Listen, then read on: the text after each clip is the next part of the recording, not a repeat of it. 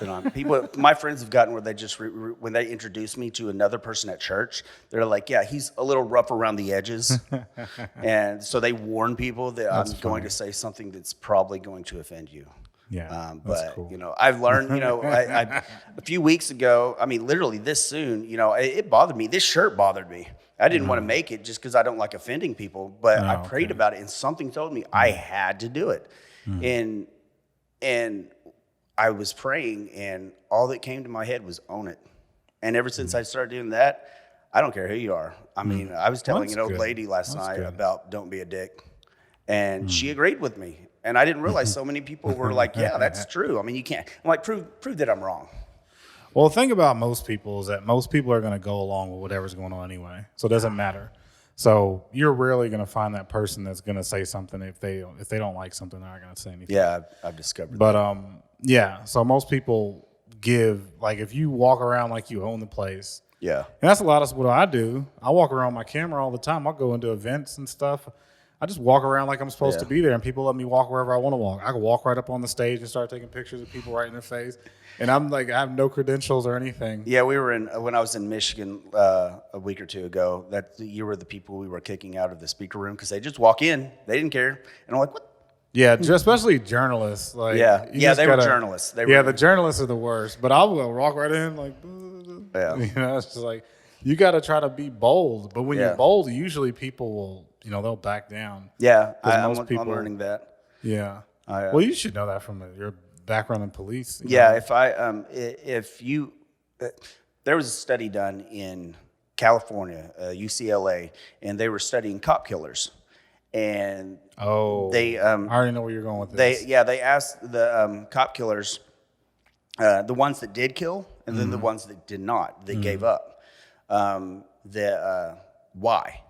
Well, the ones that did kill said, "Well, I knew he wasn't going to kill me," Yeah. and the ones absolutely. that didn't said, "I knew he was going to kill me." Yeah.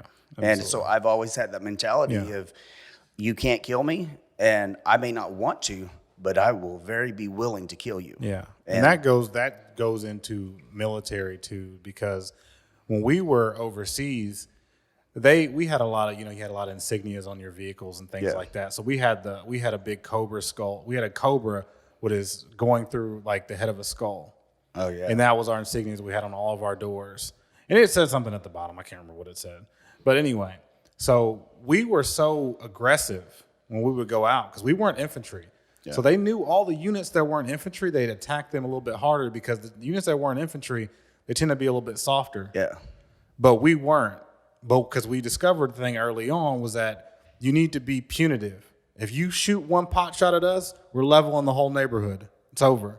We're going to shut the whole thing down no matter what. You hit us, we're going to hit you back 10 times harder. And they started to realize, okay, I see that insignia on there. That's not a unit we want to mess with. Yeah. Because if you hit us, we're not just going to turn tail. Because most of the units, if they were support, they would just fire back and they drive off. That Yeah. was their mission, was just like their if they receive indirect fire was just to take off. Wow.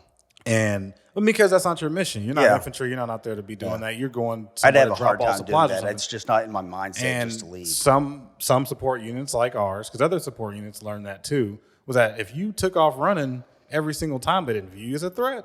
Yeah. So here they come. They would be planting bombs for you or whatever. They would know they can go a little bit further. But if they knew you were going to push back 10 times harder, they'd leave you alone. So a lot of times we didn't have any problems. Yeah. That's just how it kind of worked out. That was fantastic. Honestly, when I was younger, when I was a teenager and younger, I fought all the time. Got in a lot of fights, but I was I wasn't cowardice. I'd never been cowardice, but I was that kid that slunk his shoulders, looked down at the ground all the time and walked. Didn't talk to anybody. Didn't make eye contact. It was hard for me, and people would pick fights with me constantly. I didn't understand it. They were always picking fights with me. But whenever I started, one friend of mine gave me really good advice right before I went to school because I was introvert, had Asperger's, didn't do well with socialization. And she said, always keep your head forward, a smile on your face, and act like you own everything. She said, act like you're having fun when you're by yourself. Don't worry about anybody else. She said, your life will change. And it did. People started being nice to me, I always make sure when I'm passing somebody, I actually say good morning. I don't care what time of day it is. Oh, wow. For two reasons. One, I worked graveyard most of my life. I got tired of trying to figure out if it was before or after midnight or whatnot. And two, when you say good morning to somebody, you can tell if they're paying attention to you.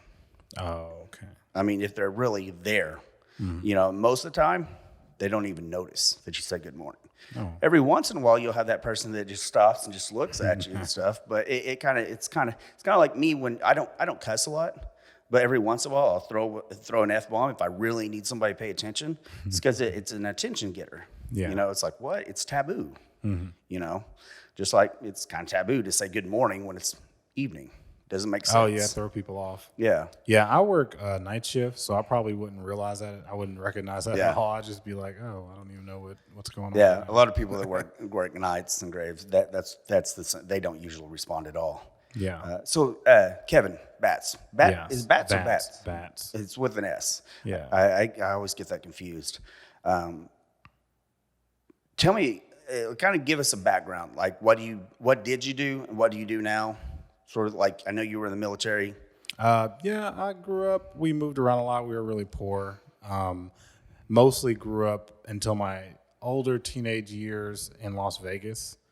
And then we moved to, and it wasn't the nice Las Vegas. It was like the horrible, and I don't, now thinking back on it as a Christian, I think about how degenerate it was. All Las Vegas is degenerate for the most part. But we moved to Atoka, Oklahoma, so not too far away from here. Yeah. And so we moved to Atoka, Oklahoma to kind of because we were falling on some hard times, and most of my family lives in Oklahoma. So we lived in Atoka, Oklahoma till I graduated high school. I think I graduated high school in Oklahoma City, actually. No, I did in Atoka. Anyway, so graduated high school, joined the military, I was in the reserves for a while. That's when I met my wife. And we ended up, I'd say she was the one that was most influential in my life as far as finding God and being serious about it. But I spent a long time not being serious about it at all. Yeah. When we were kind of like boyfriend and girlfriend. And, she was like one of the first people to ever hold me to a real standard. And so that kind of pushed me to a higher level of sorts. Anyway, so fast forward, we ended up breaking up. And so I was pretty sour about that. And so I decided I was going to go to Iraq to kind of I'll get away from you. I need to get away from you, and I'll show you. I'll go to Iraq. Yeah. So I signed up to go active duty, military. I was in the reserves before, and I went to Iraq. By the time I came back, I knew I wanted to marry her, and so we ended up getting back together, got married, and put a ring on it because she wouldn't move down to. I was in Fort Hood, so she wouldn't come down to Fort Hood and she ain't shacking up or nothing. That's why I always tell these young girls, don't be shacking up with these dudes. Don't be giving away all this milk for free. Yeah. You don't give them nothing. She wouldn't give me anything. She's like, she barely kissed me. We like to earn everything. Yeah. So you're not going to, a man, he's going to take what he can get. And he's, a woman's got to set those boundaries. Yeah. From what I've seen, and it made, who knows what I would have done if I wouldn't have those boundaries put on me. But I knew I wanted to make her my wife. And I was like, well, if I stay down here in Killeen, Texas, and she's in Oklahoma City, somebody else is going to realize how awesome she is. Yeah. And they're going to pick her up. So I put a ring on it, brought her down to Killeen, Texas, and then I went to Afghanistan. And that was the Iraq, I would say, and when you're in the military, there's two types of deployments. There's good deployments and there's bad deployments. Yeah. Iraq was pretty much, our missions were the same in both, but they had different capacities. Yeah. The missions in Iraq were to build large bases. So at the time when I was there, the surge was happening. So when they were doing the surge, they walled off all the cities. So all the roads, they put these huge walls on them. I forgot how big they were, 10, 15 foot, huge. Yeah, I've seen walled pictures. Walled off all the cities because we're having issues with the insurgencies. And we moved all the units out of the smaller bases into big bases. So we built these huge mega bases. That's all I did there. I was on huge mega bases. We were building them out. And then we'd also do missions where we were lining the roads with these big T-walls. That's what they called them. And so when I went to, and that was a good deployment because we were pretty much safe a lot of the times. I mean, we had some issues with those T-wall missions. Those were the hardest things we did. Yeah. But in Afghanistan, it was different. In Afghanistan, we built bases, but we built fire bases, small bases. small, probably say like 2 platoon bases, Yeah. maybe a company. So we would go there, and it'd be an empty field, and it'd be an enemy-held territory. And this is where I kind of got into the mindset of where I am in politics right now, where you need to be able to establish beachheads. And that's what we were doing in Afghanistan. We would establish a beachhead. What's a beachhead? A beachhead essentially where you push someone forward into enemy territory, and you set up like a mini base. It's essentially like a strategy, like a military strategy. And then when you go there, you're in enemy territory, and you're able to control from that area, and you can push out. So you can send units on patrols. You can respond to issues. Because if you're not in the area, what kind of effect can you have on it if you're just going into it from the outside? You need to be inside, be boots on the ground. Yeah. And that's how you have a direct effect on things. So we would go and we set up these fire bases all throughout these badlands of Afghanistan. And I learned a lot of things over there. I learned, I got really close with God. And like you talk about a lot with, you cuss sometimes and all these other things that some Christians who have been mature Christians for a long time might frown their nose at. But we had a group of Christians. I was a Christian at the time when I was in Afghanistan, but I was a baby Christian. A lot of baby Christians. We're all young. We're 20 years old. We all cuss like sailors, but we knew God. Yeah. We saw God every day out there. When things would happen, you would see God. I could tell you the craziest stories about things that happened out there. God and his angels were watching over us so many different times, and we believed without a shadow of a doubt that God was with us out there. But I mean, we cuss like sailors. And all, Can you remember like a specific story that's? I would say just like. I know I put you on the spot. I would say just like just firefights and things like that, Yeah. mortar attacks and things, and bombs landing in places. A bomb landing. I was a field mechanic, so when we go out in teams. We'd have a plumber, we'd have an electrician, we'd have dozer operators, and we all cross-trained with each other. Yeah. So we'd all kind of like help the electrician if he needed help. We'd help the plumber because he's building a leach field or something. Yeah. We'd help him do that. We'd do dirt work, and I was the mechanic, so they'd help me wrench on things if he needed help. Yeah. But a lot of times we're working by ourselves. Like the guy out doing the plumbing would be doing the plumbing. I'd be over in my little area if I was doing a service on a vehicle, or if I was doing an old, troubleshooting an issue with the loader or something like that. Yeah. A lot of times if we come under fire, we had people that were around us that were protecting us. But I mean, when you're building something like that, this is like a couple of month operation. Sometimes you're right in the middle of nowhere working on something, and you can't wear all your gear. You got to take your gear off. I mean, I've had mortars land right beside me and not go off. Yeah. Bullets whiz right past my head. Just so happen to do something just at the right time and walk over here instead of walking over there, you know, things like that. Yeah. And I can tell you a lot of these guys, we were all young, we pray every single night. We're steadfast Christians, read the Bible every single day. Cuss like sailors, though. I mean, we weren't perfect guys, young, and really didn't understand a lot of things that I do now. But we understood that, God was real, and that's where I found God. I found God in Afghanistan. Yeah. And almost lost everything. So during that time, I was dealing with a lot of issues with PTSD. I had no idea I was going through that. Yeah. So by the time I got back from Afghanistan, I was having a lot of issues that I didn't want to deal with. So I didn't deal with those issues in the proper way, and it led to me, at one point, I was driving on base, and I was disassociating. I don't know if you know what disassociation is. Yeah. You might explain it for people that don't understand it. Okay, disassociation is essentially your brain just goes into autopilot. And so we had a lot of soldiers that were having issues with disassociation at the time. I found out after the fact I had my event. But we had soldiers that were going into disassociation, and we were at Fort Hood. This is in the middle of, it's in Killeen, Texas, which is just north of Austin, Texas, central Texas. Yeah. Guys were driving to Houston, disassociating. They were getting on the highway and driving to Houston. And if you live in Texas, that's like 2-3 hours away down the highway. So your mind goes into autopilot. So I was disassociating one day driving to work, and I had this big old green truck. It was a GMC 1500 HD. It was the first year they made the HD. beautiful truck. Yeah. Big old, almost like it's like almost like the size of a 3/4 ton, but it had a gas engine in it.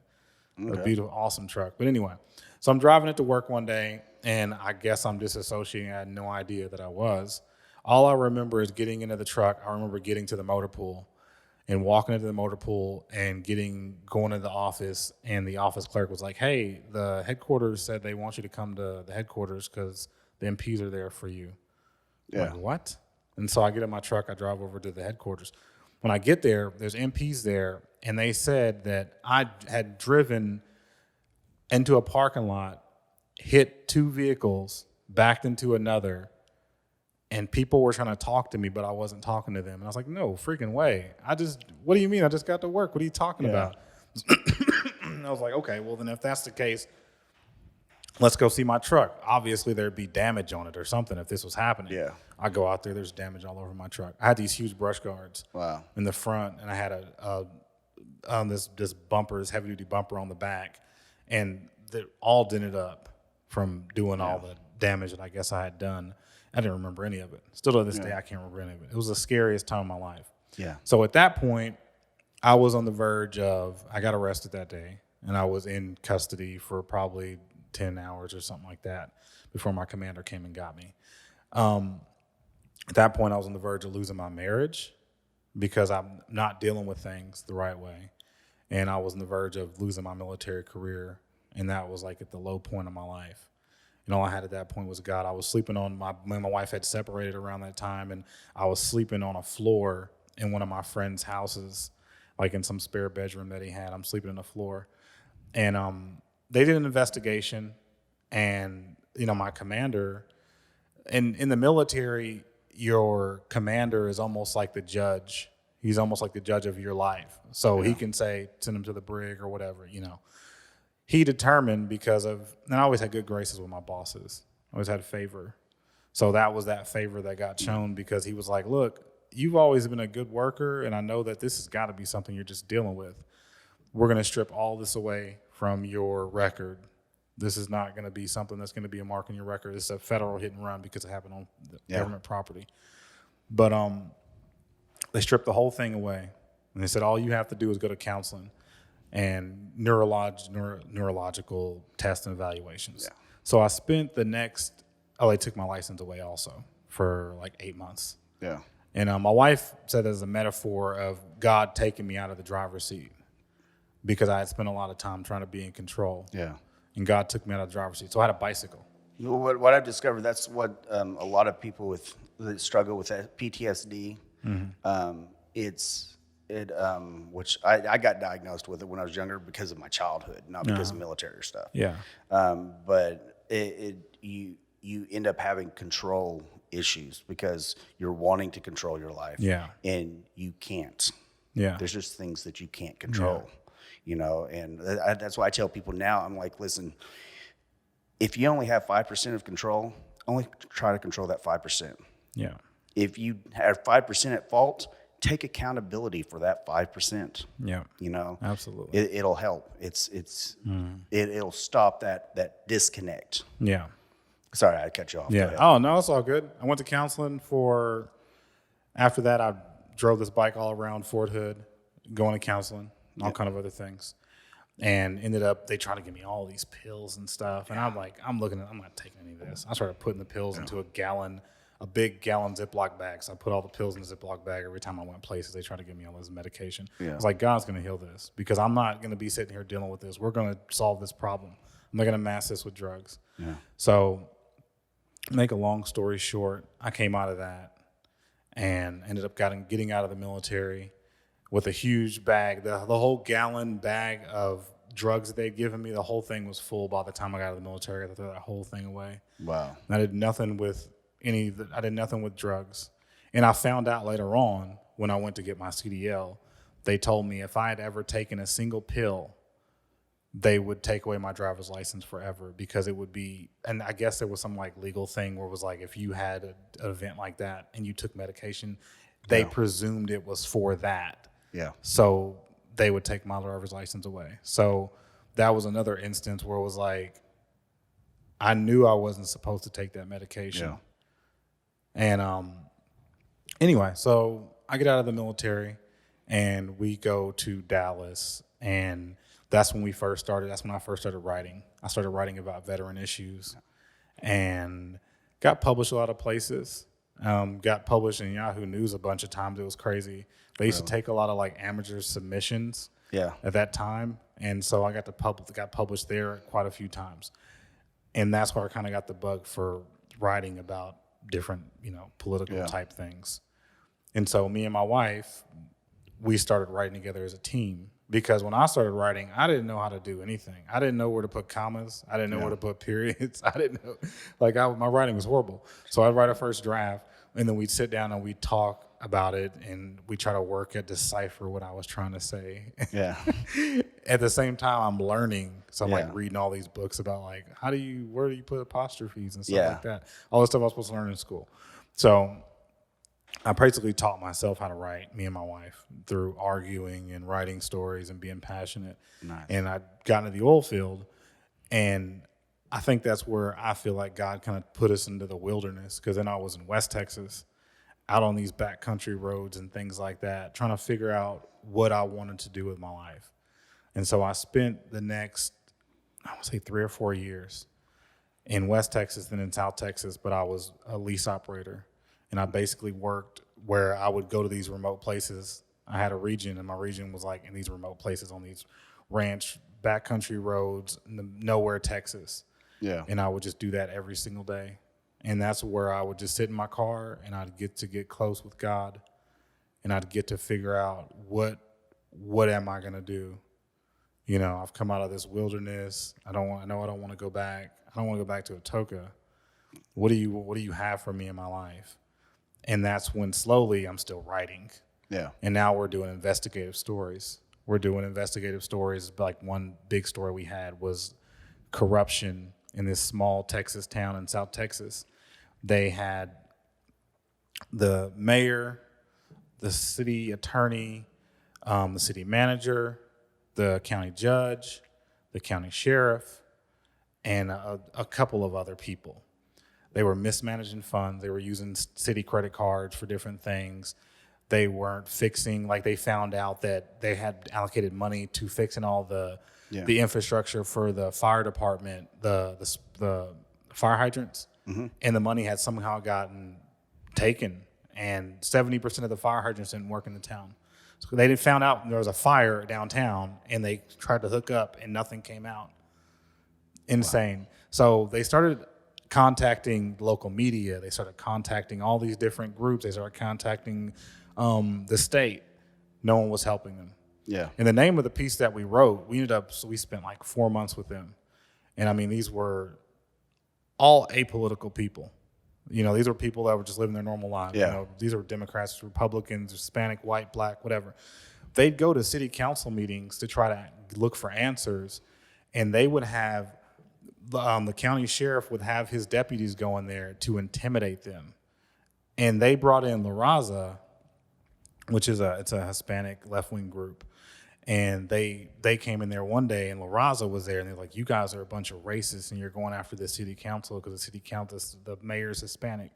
The leader of the group that was the citizens he was a Hispanic man. It's crazy, wealthy Hispanic man.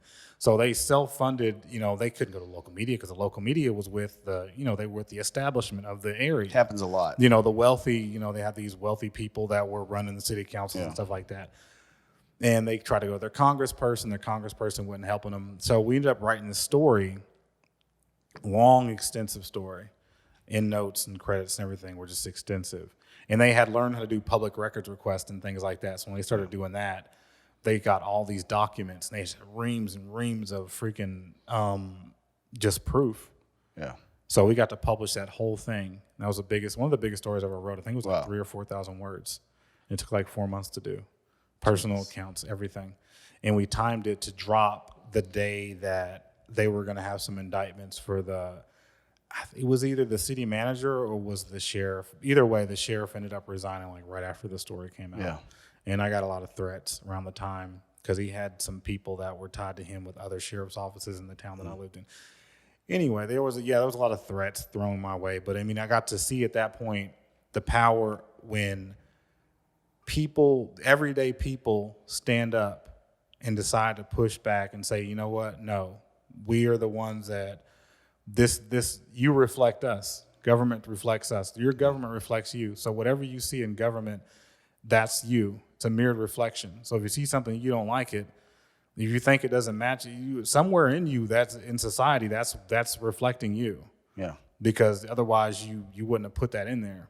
And local people standing up to an establishment, and I got to learn how all that worked. That's what that taught me. It taught me the power of journalism. Yeah. And that's where I really learned the power of journalism. That's where God began to show me and my wife the role we would play. And so after that, I got to write in a bunch of really cool stories. I got to be involved with a lot of different people. Oh, wow. So it was really cool. I think that's one of the biggest problems in today's society is journalism. Oh, absolutely. Because they're only giving a certain amount of information, the one that's bought and paid for.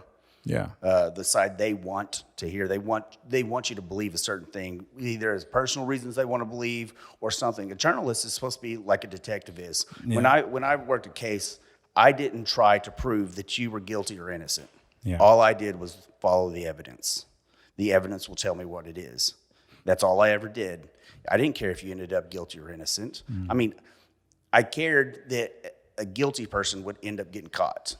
But if it wasn't you, I don't want you in prison. Yeah. I followed the evidence. Yeah. But now we have people that are, growing up, I was one of them people. Until Obama, I knew nothing about politics. Yeah. I was actually a Democrat. I'd been registered Democrat until about 2 years ago. Because I didn't pay attention. I wasn't registered at anything until I voted. I had to be registered Republican to vote in the primary. Yeah, I went from Democrat to independent and then found out. Yeah, I was independent for a long time. But I can tell you that media isn't really left or right. The media is corporation. Yeah.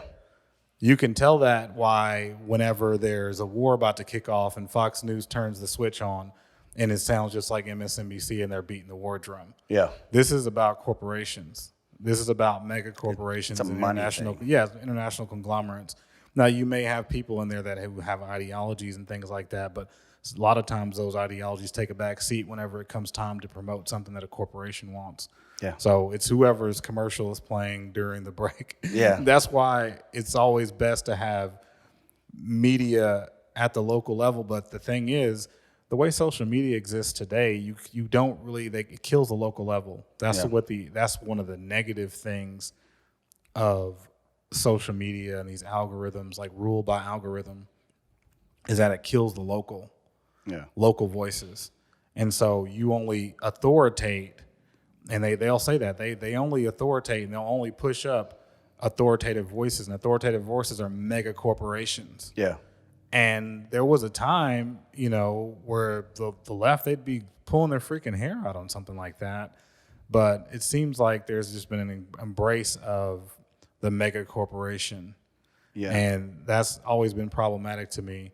And I would say over the time, my political compass started off libertarian, and then it moved over to paleo-conservative. Define paleo-conservative. It's kind of like libertarian, except for there's like a splash of, when you get to domestic policy, there's some America First in there. Yeah. Where you're not going to be, Chevrolet can move all those jobs out of this. Think about when I was living down in Atoka, when I first moved to Atoka, one of the biggest things that happened down there when I moved there is Ethan Allen left and moved to Mexico. And that had a lot to do with, now looking back on it, I have hindsight. I understand history now. A lot of that has to do with NAFTA. So, your libertarian would probably be like, oh, it's the free market. Yeah. But a paleo would say, okay, well then, was Ethan Allen just going to just go down there so they can pay these people below minimum wage? Okay, well, you're going to screw over us, and then you're going to bring these products back over to the United States. No. It's not going to happen like that. You're not going to screw over these people like this. Yeah. You're going to pay a tariff when you bring these things back in. Civil War was started because of something like that. Yeah, exactly. And so you don't tell people that are about to lose their jobs, that, just go. It's just the free market working. It devastated Atoka. Yeah. It knocked a big hole in the economy there. There's a lot of things that went on after they left that probably wouldn't have happened had they not left. Now, should they have been forced to stay there? I don't know. Probably not. But it makes you look at things like NAFTA and things like that and say that, was it an all-around good thing? Yeah. I don't think so. I think a lot of the sucking sound, as Ross Perot would say, all these jobs leaving America. Yeah. It's a big problem, and that just folds into the opioid epidemic, and it's just like a lot of these ideas that these so-called experts have, they come home to roost. Look at Afghanistan. Mm-hmm. When we left Afghanistan, me and my friends, we're all 20 years old. We don't have decades of, Ivy League educations to understand all the nuances of international issues. We knew when we left, it was over. We knew the war we weren't going to win. Yeah. And one of the main reasons we knew we were going to win because this country, one, they didn't know why they were there. We couldn't tell you why we were there because we had already killed the people who were responsible, a little bit after the time we had left there. But you couldn't square the idea of like, what exactly are we doing here? Yeah. And plus, we're holding up a country that every time we're not around, the Afghan army would leave. And it's not even like they didn't want to fight because they're cowards. No, the opposite is true of that. It's because you're dealing with tribes. Yeah. You're not going to go fight for some part of Afghanistan that's not your tribe. Yeah. For one. And for two, corruption. You're not going to get rid of systemic corruption when you're dealing with people who you're putting these generals. A lot of these generals were warlords before we came along. Yeah. So they don't care. They don't have any skin in the game for that. There's no national identity. Yeah. So you can't go put, if we just have a Walmart there and we have free markets and women have rights, then they'll want to act right. Then they'll know then they'll know what, they want to be a democracy. A democracy isn't capitalism. So people got to understand. The heart of America isn't some capitalist thing, isn't some Walmart down the street. The reason I can I just went by 7-Eleven. The reason I can go into 7-Eleven and you talk to people in other countries, they think it's crazy that just all this stuff is just sitting outside. I mean, you got the propane tanks sitting outside, you got the ice. How come people aren't just taking that stuff and running? How come people aren't just opening your car door and just stealing, your stuff out of your car when you go into the store if you don't lock your doors? Most people don't. It's because what makes this democracy function in America is not free market capitalism. It's the Judeo-Christian values that undergird the society. And you're just not gonna have it when you have a tribalistic society who believe in a form of Muslim faith that is on the most extreme side of the Muslim faith. Yeah. You're not dealing with people who are from, like Syria or Turkey like that. You're talking about people who have an extreme view of Islam. A lot of these people can't read. A lot of these people haven't been exposed to, they don't even know what the Quran said. They just know whatever their cleric tells them locally. Yeah. And then you put that with tribalism where it's only a region. It's not, you don't have any national pride. You're not going to want to fight. You can't have a national army if these people are a part of tribes. Yeah. So we knew that leaving. We knew all these weird nuances leaving Afghanistan. But that truth was hidden for so long that finally it's just come about and people are like, oh my gosh, what, we lost? Yeah, we lost like 10 years ago. Yeah. That's just a fact. I knew when I left Afghanistan, I told that's over. We're never going to win that. I told my wife, I said, we're never going to win that. Yeah. All the bases we built when we were over there, all the blood and treasure that we put towards, we turned all those bases over when we left. Obama abandoned all those bases. Yeah. And it wasn't just Obama. I mean, it was Bush. The generals couldn't tell you why they were there. If the generals were being asked in Senate hearings, this was during Bush's time, this was during Obama's time, this is even during Trump's time, what's our mission there? They couldn't tell you, couldn't give you a direct answer. If you don't know why you're there, you're not going to win. Yeah. That's just a fact. That's just like when you were a law enforcement officer, if you were patrolling an area and you couldn't define what the purpose of you being there, what y'all were trying to do in that neighborhood, if you had a bad area, what are you going to do to solve that? If you didn't have a plan, you can't just go there. You're just going to be reactionary forever. Yeah, that's all we did. We were reactionary. Some spot got hot, we built a base, tamp it down, put a Band-Aid on it, move on. So that's when I got to learn that these so-called experts, the majority of these experts that people view as experts and people view as all-knowing, they don't know what the heck they're talking about. Yeah. They don't. They're just flying by the seat of their pants most of the time. They're reacting to things, and they're using their power as leverage. So whenever an incident like COVID-19 happens, people get to wield powers they never had before. I mean, who told the CDC that they can do an eviction moratorium? The CDC's never had that power before. Yeah. The CDC came out and said, oh, you can't evict people if you're a property owner. And they tried to keep it in place up until the point where the Supreme Court said no. They've never had that power before. And then they still tried to do it. Yeah, they still try to do it anyway. But it's like, in what world are you living in? The Supreme Court's never had this power before. Like you said earlier, if nobody does anything about it. Yeah, exactly. They're apathetic. And what ended up stopping that was the trade groups and stuff like that represented property owners. See, but this is another thing when you're talking about policy. This is one thing that never gets. There are ripple effects. Yeah, a lot of the ripple effects you can't see. So when they do the eviction moratorium, what happened? The end result of that is, I don't know if you've seen early February, where all these big financial institutions were buying up homes all over the United States. Yeah. And people are like, how the heck are they doing that? What is going on?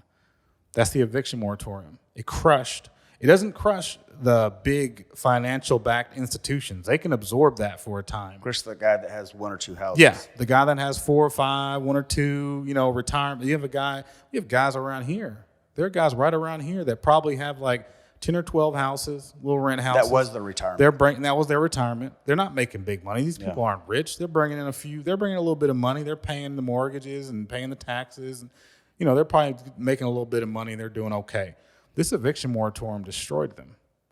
And what they ended up having to do is they had to sell out. So you find these groups. They had all these. I don't know if you ever listen to the radio. You listen to the radio.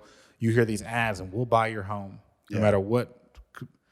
These are small groups who are bundling up. They'll buy like 10 or 12 houses. I went to a class about how to do that. Yeah, they'll buy like 10 or 12 houses distressed. A lot of them are distressed or abandoned or whatever. Same thing with the auction. So they'll do all those things. They'll bundle up, 50, 60 houses. Then they'll sell these packages to these big financial institutions, and then boom. So you had a wealth transfer because of what the CDC did. The wealth transfer of this property went to these big financially backed institutions. And then once they got enough, they were like, all right, time to start getting paid. Yeah. Stop it, CDC. And then they just fronted some group to go up there, gave them some money, whatever it takes. They got enough money. Boom, knocked it down. Supreme Court knocked it down. Now the spigot's open back up. Now you got to pay your rent again. You want to see the power come back to the people, get rid of lobbyists. Oh, absolutely. That's what I truly believe. Absolutely. That's everything I see that is bad in the government. Now, good things happen because of lobbyists? Mm-hmm. Yes. I mean, it's going to happen. But more bad. It's kind of like squelching somebody's liberty to speak what they believe. Yeah. They're like, does disinformation hurt? Yeah. But stifling information hurts worse. Yeah. Well, people have got to get to the point where they got to realize that this is not 1952, where the person on the TV that's talking might not be telling the truth. Yeah. So all you have to do is, and that's what I tell people all the time, and my number one advice I would tell anybody who doesn't pay attention, even it doesn't matter what it is. All these phones have little news apps on them. I don't care if it's left or right. I don't care what it is. Yeah. Try to read at least 2 articles a day at random. I don't care what it is. It doesn't have to be anything specific. Read 2 articles a day. And then, if you're reading the article, maybe you need to go in there and you need to look and, okay, what is this? I don't know what that is. Let me look that up. Go down a couple rabbit trails here and there. Yeah. And I guarantee you it'll open up so many more things that if you hear about something that happened, look into it a little bit. Look into the company that, they're talking about or whatever. Just dig a little bit deeper. That's all you have to do. And most of the time you dig a little bit deeper, you'll see things and you'll have a perspective probably a lot better than most people. But what a lot of people do is they just follow the so-called experts. And when you look into it, you'll find out a lot of these people, they're lobbyists or they're speaking for these different groups. or they speak on a lot of issues and they just BS their way through Yeah. a lot of things that they talk about on TV. Yeah. I mean, the media game is in itself a grift, and me and my wife, we've got to know a lot of people that do work with Fox News and things like that, people that work with them behind the scenes. We've got to be in a lot of different political circles, people that are tied to, a lot of policymakers in Oklahoma, of course, but a lot of people that are tied to groups that are like national conservative groups and, some Democrat groups too. And so we've got to kind of see behind the veil and see that, a lot of these people, they are just making it up as they go along. These people they're not living 90% of the stuff that they're talking about. Yeah. They're only on there talking about this is because they have interest in that. So just dig a little bit deeper and don't watch the news. You need to read the news. Yeah.